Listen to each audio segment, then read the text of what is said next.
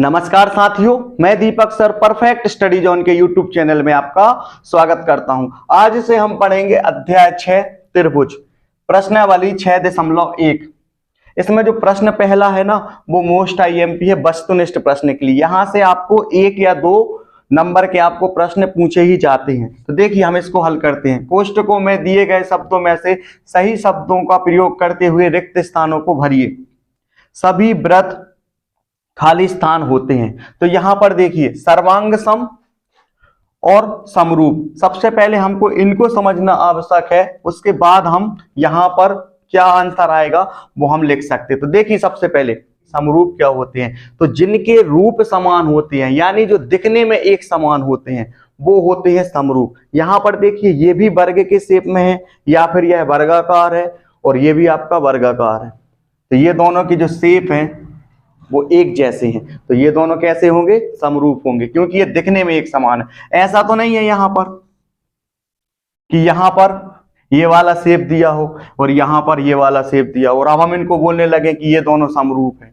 नहीं है ये दोनों समरूप, क्योंकि यह त्रिभुज है और ये वर्ग है, इसीलिए ये दोनों कैसे नहीं होंगे? समरूप नहीं होंगे। ये वाला जो शेप है वो वर्गाकार के शेप में है और यह भी जो शेप है वो वर्गाकार के शेप में, इसीलिए ये दोनों होंगे समरूप। और यहां पर ये होता है आपका समरूप का निशान।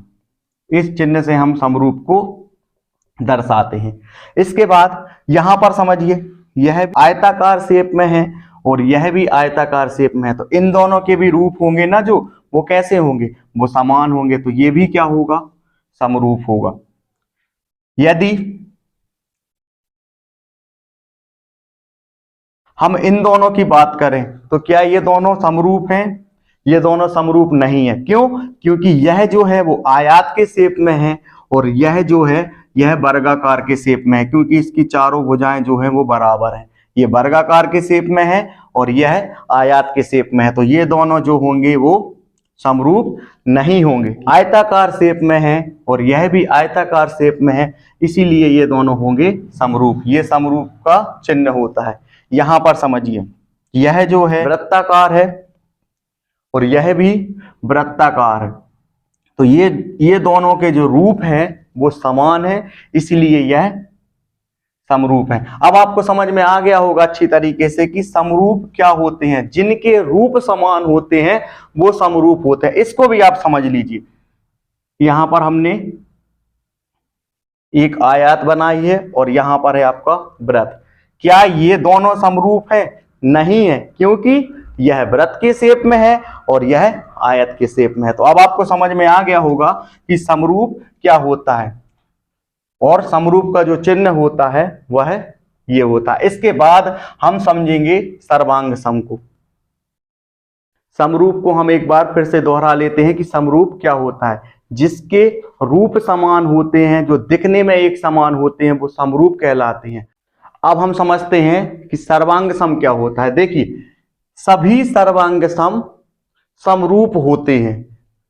देखिए यहां पर ये जो है ये भी वर्ग है, ये भी आपका वर्ग है, तो ये दोनों भी दिखने में एक समान है, तो ये क्या हो जाएगा? समरूप हो जाएगा। यहां पर आयत है, यहां पर ये भी आयत है, तो ये दोनों भी दिखने में एक समान है, तो ये भी क्या हो जाएगा?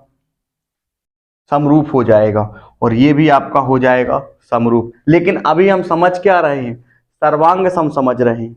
एक छोटा सा अंतर होता है समरूप और सर्वांग सम में, मैं उसी को अच्छी तरह से आपको समझा रहा हूं। देखिए यहां पर जो वर्ग होता है उसकी जो एक भुजा होती है तो बाकी भुजाओं के मान भी वही होते हैं। जैसे यहां पर ए बी एक भुजा है जो 8 सेंटीमीटर है, तो यहां पर भी 8 सेंटीमीटर होगा, यहां पर भी 8 सेंटीमीटर होगा और यहां पर भी 8 सेंटीमीटर होगा। तो ए बी सी डी वर्ग में वर्ग ए बी सी डी यहां पर दिया है जो है 8 सेंटीमीटर, और यहां पर पी क्यू आर एस है जो भी क्या है 8 सेंटीमीटर। यानी वर्ग ए बी सी डी की प्रत्येक भुजा जो है वो 8 सेंटीमीटर है और यहां पर वर्ग पी क्यू आर एस की जो प्रत्येक भुजा है वो 8 सेंटीमीटर है। यानी ये दोनों कैसे हैं? ये दोनों एक समान हैं। क्यों? क्योंकि ये दिखने में भी एक समान है और इनका जो माप है ना वो भी एक समान है। तो जिनके जो दिखने में भी एक समान होते हैं और जिनके माप भी एक समान होते हैं वो होते हैं सर्वांग सम। आपको समझ में आ गया होगा कि सर्वांग सम क्या होता है। समरूप में क्या होता था, वो दिखने में एक समान होते थे लेकिन माप उनके समान नहीं होते थे, वो होते थे आपके समरूप। और सर्वांग सम में क्या होता है, दिखने में भी एक समान होते हैं और इनके माप भी एक समान होते हैं, यह कहलाता है आपका सर्वांग सम। तो ये दोनों क्या है, ये दोनों हैं आपके सर्वांग सम। ये जो निशान होता है ये आपका सर्वांग सम का निशान होता है। इसी तरीके से अब हम इसको यहां पर समझते हैं। यह आयत है या आयताकार है, यहां पर भी है आयताकार है। आयत क्या होता है, जिसके आमने सामने की भुजाएं बराबर होती हैं वो आयत कहलाता है। देखिए AD बराबर है BC की, तो इनके आमने सामने की भुजाएं बराबर है। इसी तरीके से AB बराबर है DC, यहां पर भी 5 सेंटीमीटर है, यहां पर भी 5 सेंटीमीटर। अब हमने क्या किया, एक आयत हमारी ये हो गई और दूसरी आयत हमारी यहां पर हो गई। अब देखिए यहां पर समझिए कि ये दोनों सर्वांग सम क्यों हैं। यहां पर AB है और यहां पर है PQ।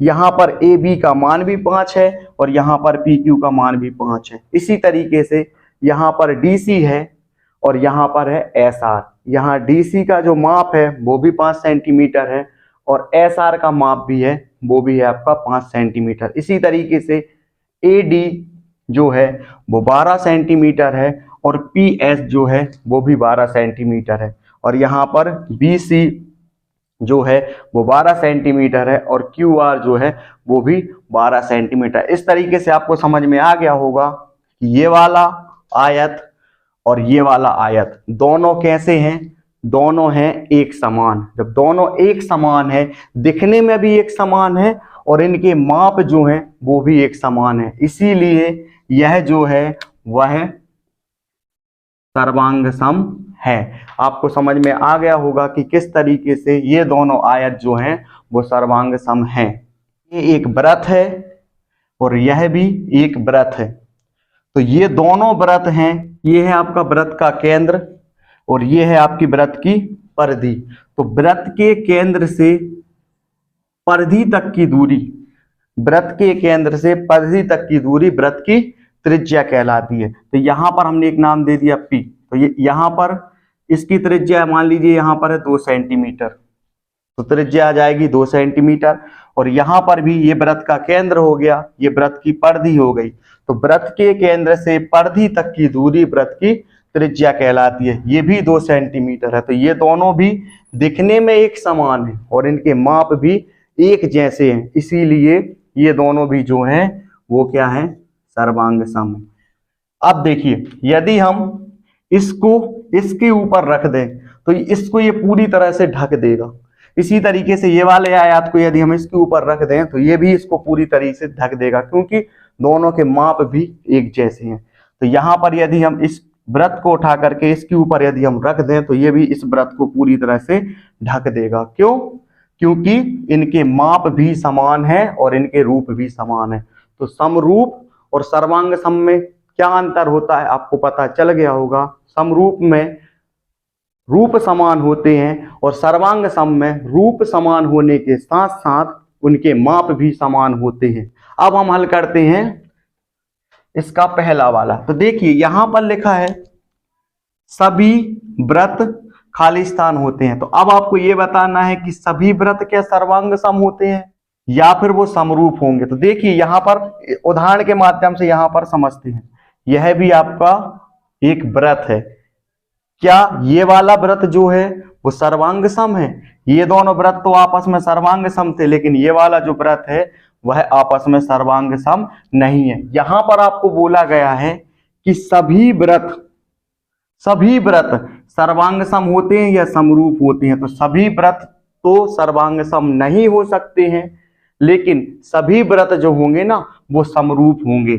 भले ही आपका ये वाला व्रत है ये भी आपका समरूप रहेगा, ये वाला, इन सब के रूप कैसे होंगे, समान होंगे। तो यहां पर आप लिखोगे सभी व्रत जो होते हैं वो समरूप होते हैं। देखिए यहां पर सभी वर्ग जो होते हैं, यहां पर आपको दो ऑप्शन दिए गए, सभी वर्ग समरूप होंगे या सर्वांग सम होंगे। तो यहां पर देखिए ये दोनों तो हैं आपके सर्वांग सम।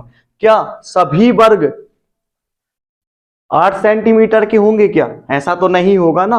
कुछ 5 सेंटीमीटर के भी होंगे, कुछ 4 सेंटीमीटर के भी होंगे, कुछ 10 सेंटीमीटर के भी होंगे। तो सभी जो वर्ग हैं वो सर्वांग सम नहीं होते हैं। तो जो सभी वर्ग जो होते हैं ना, तो सभी वर्ग जो होते हैं वो समरूप होते हैं। जैसे ये वाला वर्ग है, ये भी आपका समरूप है, ये वाला जो वर्ग है ये भी आपका समरूप है। तो सभी वर्ग जो होते हैं वो समरूप होते हैं, लेकिन सभी वर्ग सर्वांग सम नहीं होते हैं। तो इसका आंसर क्या आ जाएगा? समरूप आ जाएगा। तो यहां पर हम लिखेंगे सभी वर्ग जो होते हैं वो समरूप होते हैं। तो आपको समझ में आ गया होगा ये दोनों किस तरीके से इनका जो आंसर आया है वो समरूप आया है। इसके बाद हम तीसरे वाले को समझेंगे कि सभी खाली स्थान त्रिभुज समरूप होते हैं, समद्विबाहु होते हैं या समबाहु होते हैं। तो इनको अब हम यहाँ पर समझते हैं। यहाँ पर जो दो त्रिभुज है यह समबाहु त्रिभुज है। तो देखिए हम यहाँ पर समरूपता की शर्तों को इनको हल करते हैं। यहाँ पर लिखा है संगत कोण बराबर है। तो देखिए सबसे पहले यहाँ पर कोण ए का संगत कोण होगा कोण पी। तो यहाँ पर हम लिखेंगे कोण ए बराबर कोण पी। ये भी 60 अंश है, ये भी 60 अंश है, यानी इनका जो संगत कोण है वो बराबर है। इसी तरीके से हम यहाँ लिखेंगे कोण बी और यहाँ लिखेंगे कोण क्यू। ये भी 60 अंश है और ये भी 60 अंश है, यानी ये दोनों भी कैसे होंगे? बराबर होंगे। इसी तरीके से कोण सी बराबर कोण आर, ये भी 60 अंश है और ये भी 60 अंश है, यानी इनके जो संगत कोण है ना वो कैसे हैं? बराबर है। तो इसकी जो पहली शर्त है वो इसमें लागू हो रही है कि इनके जो संगत कोण है ना वो बराबर है। दूसरी शर्त क्या है? संगत भुजाएं समानुपाती होनी चाहिए। तो इसको आप समझिए। देखिए संगत भुजाएं समानुपाती होनी चाहिए थी। यहां पर ए बी है, तो ए बी के बटे में हम क्या लिखेंगे? पी क्यू लिखेंगे। तो यहां पर हम लिखेंगे ए बी बटे पी क्यू, ए बी बटे पी क्यू। तो ए बी के स्थान पर हम लिखेंगे 4 और पी क्यू के स्थान पर हम लिखेंगे 8, क्योंकि इनके मान हमको दिए हुए हैं। ए बी है 4 और पी क्यू है 8। अब हम इनको आपस में काट देंगे, 4 एकम 4, 4 दूनी 8। यहां पर आपको प्राप्त हो जाएगा 1/2। यहां पर बी सी बटे क्या हो जाएगा? Q R. तो यहां पर हम लिखेंगे बी सी बटे क्यू आर। तो बी सी हमको दिया हुआ है 2 और क्यू आर हमको दिया है 4। तो यहां पर 2 एकम 2, 2 दूनी 4, तो हमको प्राप्त हो जाएगा 1/2। इसी तरीके से ए सी बटे पी आर। तो ए सी के स्थान पर हम लिखेंगे 3 और पी आर के स्थान पर हम लिखेंगे 6। इनको हम आपस में काट देंगे, 3 एकम 3 और 3 दूनी 6।